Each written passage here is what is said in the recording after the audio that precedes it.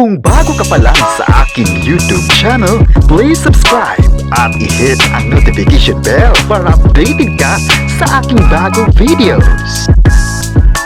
Vice ganda, bakit kaya hindi napanood sa It's Showtime? Ayon Perez, masaya kasama ang Unkabogable Star. Ang buong detalye, alamin!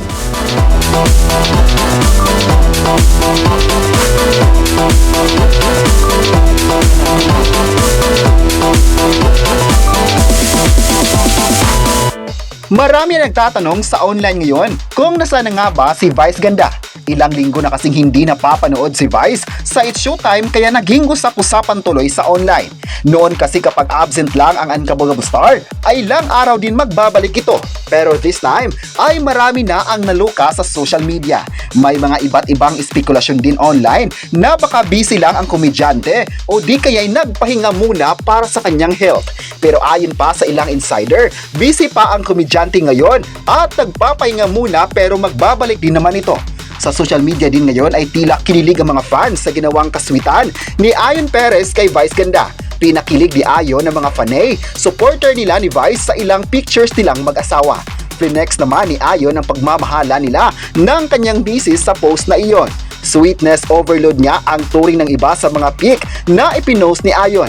Ang ibang lalaki raw ay hindi basta-basta magpo-post ng ganoon, pero iba nga si Ayon Perez. Obvious raw na very proud si Ayon Perez kay Memi Vice at sa kanyang relasyon. Kitang-kita naman ang kaswitan ni Ayon Perez kapag magkasama silang dalawa ni Vice Ganda. Dahil dito ay marami sa mga fans ngayon nila ang namangha sa kaswitan ng couple na ito. Bihira lang daw na makakakita ng tao na ipinakita talaga ang totoong pagmamahalan sa isa't isa. May nagsabi naman na the best naman talaga ang tandem nila dahil nagustuhan ng tao at never silang nagpapa-apekto sa sasabihin ng iba at mas lalong ipinakita ang tapang sa publiko.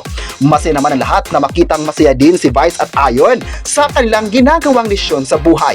May nagsabi naman na kahit ano pa ang gagawin ni Vice sa showbiz ay susuportahan ito ng lahat.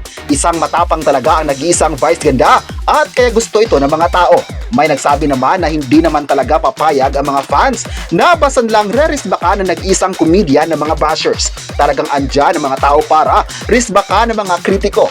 Say pa ng ilan, proud sila kay Vice Ganda at Ayon Perez dahil patuloy ang pagkinang ng kanilang showbiz career. At hanggang ngayon ay naging paborito pa rin ng mga tao ang kanilang tambalan. May nagsabi naman na iba ang chemistry ng dalawa dahil gustong-gusto ng mga tao at never silang nagpapatinag sa ibang artist sa bansa. Proud naman ang mga fans sa kasikatan na meron sila at nag-shine talaga sila sa ABS-CBN network. Kayo, ano ang masabi niyo na may pahayag ang mga fans sa tambalan ni na Vice at Ayon? I-comment na kung gusto mo ba ang kanilang tambalan at huwag kalimutang i-subscribe ang ating YouTube channel.